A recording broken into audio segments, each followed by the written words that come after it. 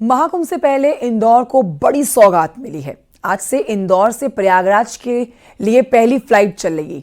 साथ ही आपको यह भी बताएं कि इंदौर से फ्लाइट एयर से एक हफ्ते पहले उड़ान की घोषणा की थी। तो इंदौर से एयर ने एक हफ्ते पहले उड़ान की घोषणा कर दी थी। 2 घंटे में इंदौर से अब प्रयागराज पहुंच सकेंगे आप। कुंभ से पहले फ्लाइट को लेकर लोग बड़ी संख्या में बुकिंग करवा रहे हैं। एलायंस एयर ने एक हफ्ते पहले उड़ान की घोषणा की थी।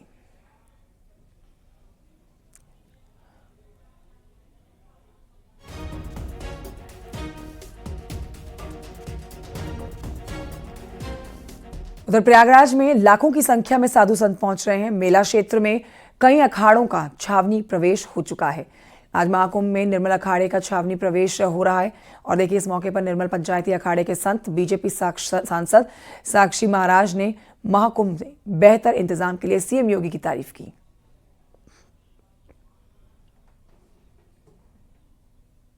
अपनी अलग एक पहचान रखता है। तो आज निर्मल पंचायती अखाड़े की पेशवाई है, शाही प्रवेश है छावनी में। और जहां तक कुंभ का प्रश्न है, तो मुझे लगता है कि मैंने तो 9 वर्ष की उम्र में संन्यास लिया था। 1971 से शिविर लगाता चला आ रहा हूं। जब भी तीर्थराज प्रयाग में अर्ध कुंभ या कुंभ हुआ तो मैंने शिविर लगाया है। और तत्काल उस समय किसी न किसी मुख्यमंत्री का शासनकाल रहा होगा। जैसे 13 में अखिलेश जी थे और 19 में योगी जी थे और आज भी योगी जी हैं। तो आज की जो व्यवस्था है, कमाल कर दिया है योगी जी ने मोदी जी के नेतृत्व में। मुझे लगता है भूतो न भविष्यति की स्थिति आज कुंभ की है। इतनी बड़ी व्यवस्था मैंने अपने जीवन में कभी नहीं देखी। ऐसे भी लोग हैं जो कि कुंभ के आयोजन पर सवाल उठा रहे हैं, इसमें कमियां निकाल रहे हैं। ऐसे लोगों को क्या संदेश देंगे? असल में लोगों की पीड़ा यह है कि मोदी से विकास की दृष्टि से लड़ने में सक्षम नहीं है। प्रभु श्री राम के अयोध्या मंदिर के कारण, जिसका आज 1 वर्ष पूर्ण हुआ है, सारे हिंदुस्तान में हिंदू एकजुट हो गया, हिंदू जागृत हो गया। और ये महाकुंभ, इसमें संत महात्मा एकजुट करके नारे लगा रहे हैं, पोस्टर बांट रहे हैं।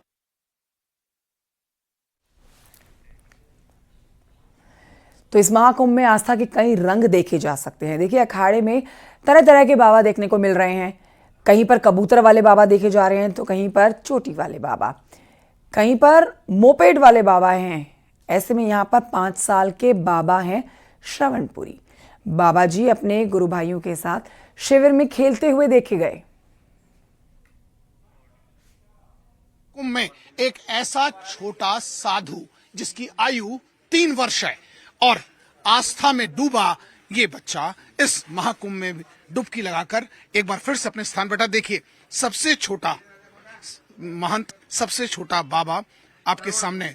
इनका नाम क्या है, ये कहाँ का है, इसको जानने के लिए देखिए इसकी किस तरह दुलार हो रहा है।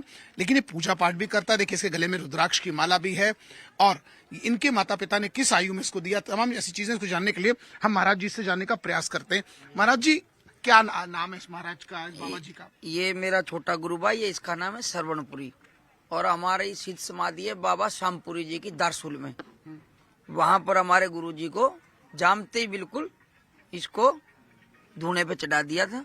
अभी एक और है गुरु भाई, अभी वो भी आने वाला है। उसको भी अभी 1.5 साल का है कुल, वो उसको भी धूने पे चढ़ा दिया है। जैसे हनुमान चालीसा अभी से पहले जानता ही, हनुमान चालीसा कर लेता है, मतलब पूजा भी कर लेता है और गाने भी अभी से पहले सीखने लग गया। हनुमान चालीसा बोल पाएगा? अभी थोड़ा तोतला है ना। कुछ हनुमान चालीसा सुनाओ थोड़ी सी गुरु भाई। श्री गुरु चरण सरोज रज बोले। श्री गुरु चरण सरोज रज। अभी बोलने गुरु जी के साथ बोलता है। और सुना, ओम नमः शिवाय। अभी गुरु जी होते हैं, गुरु जी के साथ बोलता है। कैसे इसके जहन में आया, मतलब आप लोग इसको कैसे देखते हैं? कहीं मिस नहीं करता? नहीं, देखो जहन में नहीं आया। इसको अभी क्या ज्ञान था, कोई ज्ञान नहीं था। ये पूर्व जन्म का कोई संस्कार था इसका, जो बिल्कुल साधु, मतलब जानते इसको, इसके माँ बाप ने इसको महाराज जी को धूने पे चढ़ा दिया। अब इसको क्या ज्ञान था, लेकिन अच्छा महाराज जी, इतना छोटा बच्चा आपने अभी तक देखा? इतने बहुत इससे भी छोटे छोटे आते हैं। छोटे छोटे आते हैं। हाँ, लेकिन ये क्या होता है, जिसको कई बार क्या होता है, माँ बाप जो है डिसाइड करते हैं कि हमने जो पहला बच्चा होगा हम बाबा जी को दान दे देंगे, तो ऐसे ही बच्चे हमको दान में ही मिलते हैं। तो अब क्या क्या पूजा पाठ करता, नहाता धोता, स्नान सब? सब काम करता है अभी तो, लेकिन अभी थोड़ा बोल नहीं पाता। अब जैसे जैसे युद्ध होता, जैसे जैसे युवा होता जाएगा सब काम करेगा, पूजा पाठ हवन पूजन सब। तो देखिए, इस तरह हर तरफ आप महाकुंभ को लेकर जबरदस्त उत्साह देखेंगे। लोग अपने अपने तरीकों से महाकुंभ का जश्न मना रहे हैं। महाकुंभ में शामिल होने डिजिटल बाबा भी प्रयागराज पहुंच चुके हैं। न्यूज़ 18 से बातचीत करते हुए उन्होंने पहला गाना भी गाया, फिर विवाह को लेकर बातचीत की। डिजिटल बाबा ने कहा कि जीवन में एक साथी का होना बहुत जरूरी है। स्नेह लगा के हम पागल हो गईली, जिंदगी के हर एक धड़कन में हम तोह के बसा लिहली। अब कुछ हु कहे जमाना, अब कुछ हु कहे जमाना, दिल तोहार हो गईल, तोहार मुखवा के मुस्कनिया हमारा जान ले गईल। 24 साल की उम्र में हर लड़का के भीतर प्रेम का अंकुर उगता है। हम प्रेम के लिए बहुत तलाशे कोई योग्य साथी मिल जाए। हालांकि आज भी सोचता हूँ कि अगर मन माफी कोई मिल गई हमें प्रेयसी, तो हम उनके साथ जिंदगी का बचा हुआ सफर जी लेंगे, लेकिन मिलते नहीं है। मन में है ऐसा, तो प्रेम पाप थोड़े ना है भाई। इन्होंने जो अभी गीत गाया है, जो भी इनको पसंद आए महाराज जी को, डिजिटल बाबा को, तो देखिए भैया, मतलब मैं आपको बताता हूँ, प्रेम एक ऐसा सार्वभौमिक अनुभूति है, भावना है, जो हर व्यक्ति के भीतर होता है।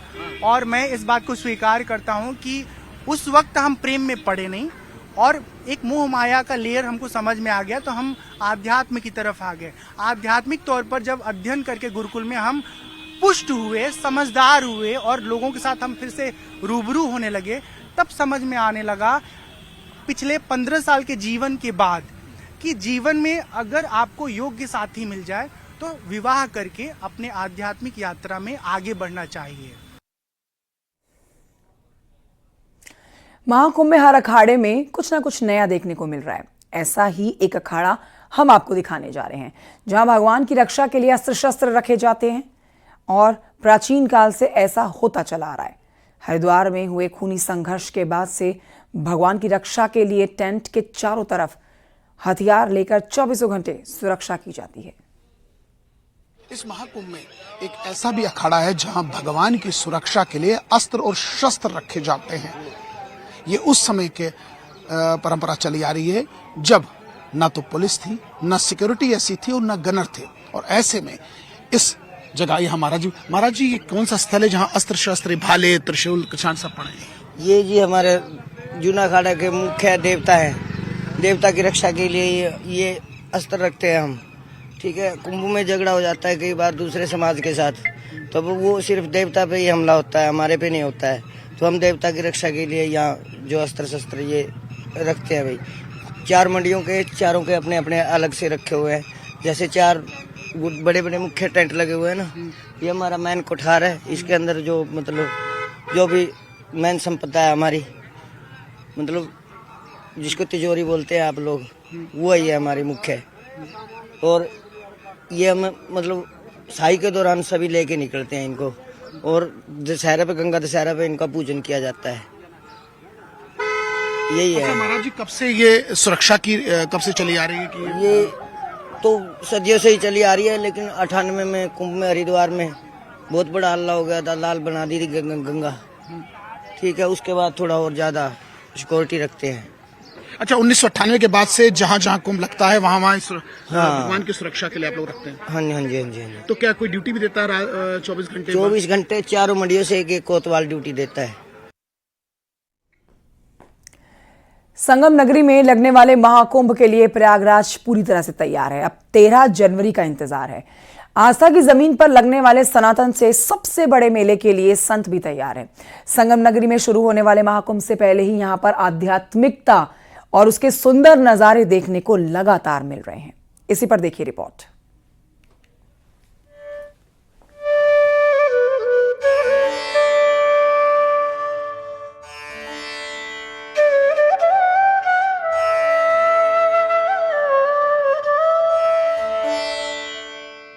संगम नगरी में लगने वाले महाकुंभ के लिए तैयारियां एकदम फाइनल राउंड में है।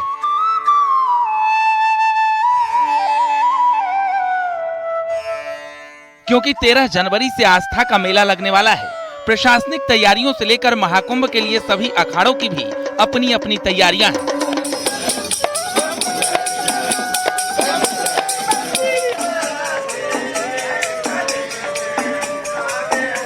महाकुंभ के लिए अखाड़ों में हवन की शुरुआत ध्वनि से की जाती है, जहां पर साधु संत ध्वनि मोर पंख के साथ नृत्य करते नजर आ जाएंगे।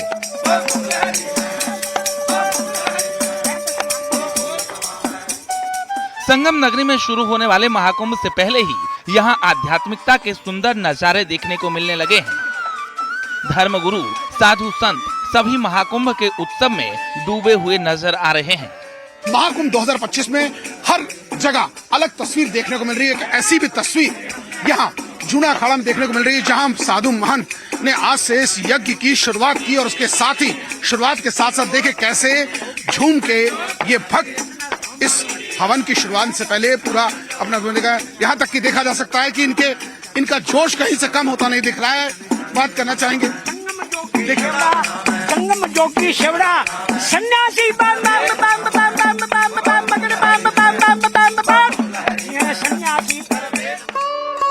महाकुंभ में सब संतों की अपनी अपनी महिमा देखने को मिल रही है, जहां सभी अखाड़े अपने अपने ध्वज भी लगाए हैं। जूना अखाड़े ने 52 फीट की ध्वजा लगाई है। ये भगवा ध्वज महाकुंभ का आगाज करने के लिए लगाया जाता है। इसका अपना इतिहास है। अभी तक इतना लंबा और बड़ा ध्वज कहीं भी नहीं लगाया गया है। इस ध्वज को देखने के लिए दूर दूर से लोग भी पहुंच रहे हैं। पहली बार महाकुंभ में तगड़ी व्यवस्थाएं की गई है, जिसका आनंद सभी अखाड़े ले रहे हैं।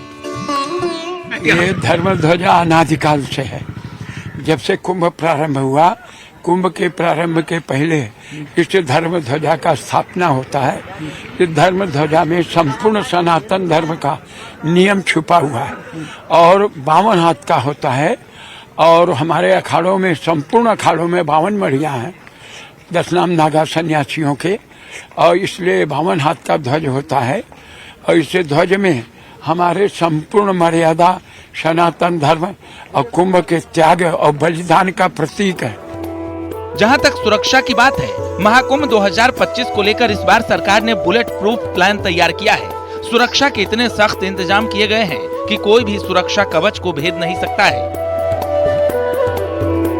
महाकुंभ में जहां एक तरफ सुरक्षा व्यवस्था के पुख्ता इंतजाम है, तो वहीं दूसरी तरफ इस बार साधु संतों की सुरक्षा के लिए सीआरपीएफ के कमांडो की तैनाती है, जो साधु संतों के कैंप के बाहर तैनात है। सुरक्षा व्यवस्था में कोई चूक न हो, इसको लेकर अधिकारी लगातार मॉनिटर भी कर रहे हैं।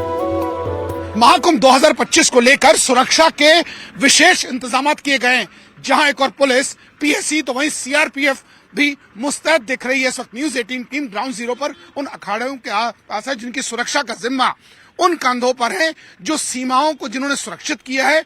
जो सीआरपीएफ के जवान, आप देख सकते हैं कि इस ठंड में कैसे मुस्तैद और अपनी पोजीशन पे, और यही दृश्य हर अखाड़े के जो द्वार है उस पर देखे जा सकते हैं। ऑफिसर्स कैसे अलर्ट मोड पे वॉकी टॉकीज लेके, और दोनों एंट्रेंस और एग्जिट दोनों गेट्स पर ये जवान मुस्तैद है। और देखिए इस ठंड में जहां एक तरफ पारा गिरता जा रहा है, टेम्परेचर, इनके हाथ पे आप देख सकते हैं ग्लव्स कवर करके रखे हुए, पूरी सुरक्षा में मुस्तैद है ये जवान, ताकि किसी प्रकार की कोई मिसहैंडलिंग ना हो, किसी प्रकार कोई मिसक्रिएंट्स ना हो, इसका विशेष ध्यान रखा गया। और क्षेत्र में कहीं ना कहीं पीस बना रहे, उसका विशेष ध्यान रखा गया। और सीआरपीएफ के जवान, अगर इन कैंप्स की बात की जाए तो ऐसे 43 अखाड़े हैं जिन पर ये सीआरपीएफ के जवान मौजूद हैं, और इनकी ड्यूटीज भी चेंज होती रहती हैं। और ऐसे में हर आने जाने वाले ऊपर इन्होंने नजर रखी है।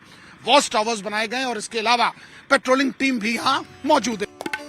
आस्था की जमीन पर सनातन के सबसे बड़े मेले में इस बार श्रद्धालुओं को कई ऐसी नई सुविधाएं मिलने वाली हैं, जिसकी किसी ने कल्पना भी नहीं की होगी, क्योंकि संगम की रेती पर 45 दिनों के लिए दुनिया का सबसे हाईटेक शहर बस गया है। Bureau report, news 18।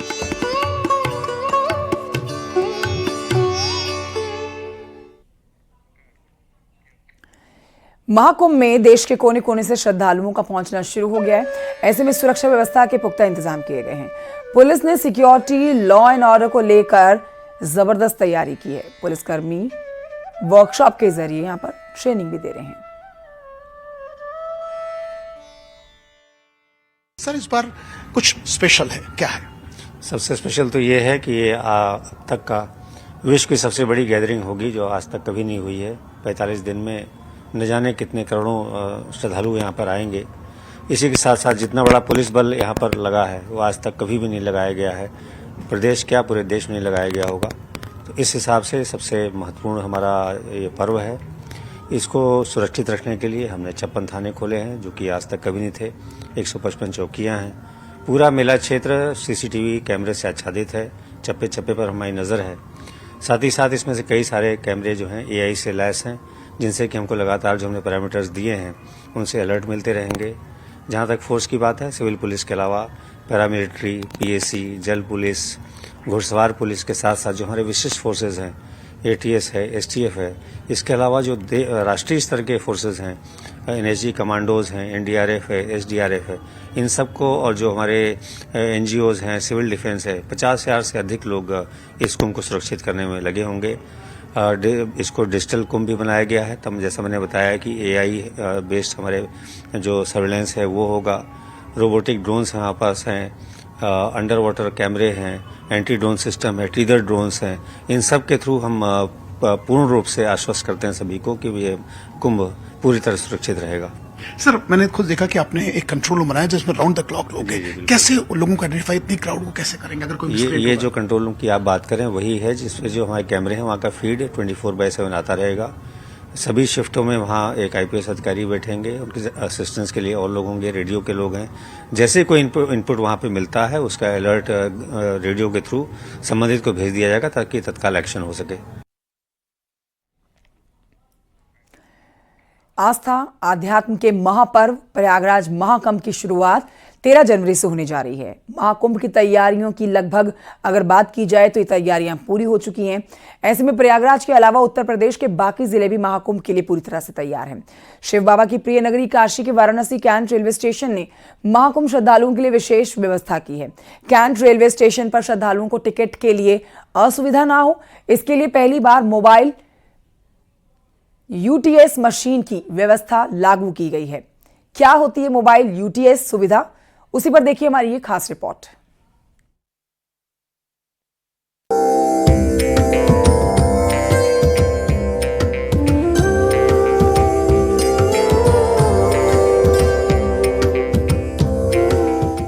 चौवालीस सालों बाद लग रहे पूर्ण महाकुंभ को लेकर सूबे की योगी सरकार से लेकर रेलवे ने खास तैयारी की है। पावन गंगा, यमुना और सरस्वती के त्रिवेणी संगम स्थली तक जाने में किसी भी श्रद्धालु को कोई असुविधा न हो, उसके लिए उत्तर प्रदेश में भी रेलवे ने अपने प्रमुख रेलवे स्टेशनों पर खास तैयारी की है। शेल्टर होम से लेकर महाकुंभ तक जाने के लिए श्रद्धालुओं को टिकट मिलने में कोई असुविधा न हो, उसका खास ध्यान रखा गया है। वाराणसी में रेलवे ने महाकुंभ श्रद्धालुओं के लिए विशेष सुविधा की शुरुआत की है। इस सुविधा में श्रद्धालुओं के पास टिकट काउंटर खुद चलकर आएगा और प्रयागराज महाकुंभ जाने के लिए टिकट देगा। इस सुविधा का नाम है mobile UTS, mobile ticket machine, जिसकी सहायता से श्रद्धालुओं को टिकट के लिए ना तो भटकना पड़ेगा और न ही उन्हें लंबी लाइनों में लगना पड़ेगा। वाराणसी कैंट रेलवे स्टेशन पर मोबाइल यूटीएस मशीन के साथ कर्मचारियों को नियुक्त किया गया है, जो अपने साथ मशीन को लेकर पूरे स्टेशन परिसर में घूमते रहेंगे। स्टेशन पर महाकुंभ श्रद्धालु, जिसमें सामान्य से लेकर दिव्यांग श्रद्धालुओं को उनके डेस्टिनेशन तक का टिकट काटकर तुरंत देंगे। फिलहाल मोबाइल यूटीएस मशीन के जरिए जनरल टिकट ही दिए जाएंगे। ये MUTS है। MUTS यानी मोबाइल यूटीएस। ये उन यात्रियों को ध्यान में रखकर किया गया है जो दिव्यांग हो, बुजुर्ग हो या जो पहली बार स्टेशन आए हों, जिनको कि काउंटर का ठीक से पता नहीं है। तो हमारे जो भी स्टाफ इसको हैंडल करेंगे या ऑपरेट करेंगे वो राउंड द क्लॉक रहेंगे और वो उन यात्रियों तक अपनी पहुंच बनाएंगे। तो ऐसे यात्री जो कि टिकट जिनको लाइन में लगने की ज़रूरत नहीं होगी, आवश्यकता नहीं होगी, उन तक हम अपनी पहुंच बनाएंगे और उनको प्लेटफॉर्म से लेके यात्रा टिकट तक इस MUTS के थ्रू जारी करेंगे। कुंभ में भीड़ को देखते हुए काफ़ी सहायक होगा। जो हमारे होल्डिंग एरिया है वहाँ पे कुछ लोग आके ठहराव करेंगे और उनको फिर से पुनः ATVM पे या फिर काउंटर पे आकर टिकट लेना पड़ेगा।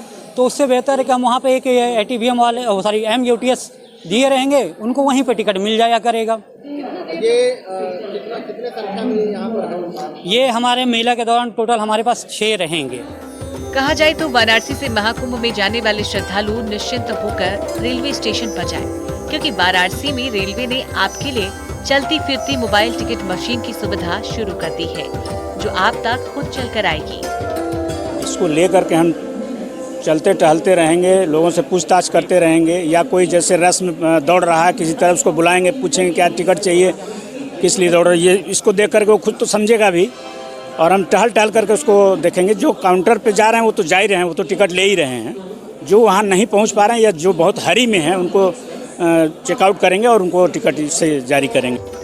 बताते चले कि वाराणसी कैंट रेलवे स्टेशन पर आम दिनों में 1 लाख तक यात्री अपने डेस्टिनेशन तक जाने के लिए पहुंचते हैं। कुंभ के दौरान इस संख्या में इजाफा होने की पूरी संभावना है। ऐसे में महाकुंभ के लिए वाराणसी कैंट स्टेशन पर हाईटेक सुविधाओं का बेहतर विकल्प सामने लाया गया है। वाराणसी से रवि पांडे के साथ न्यूज़ 18।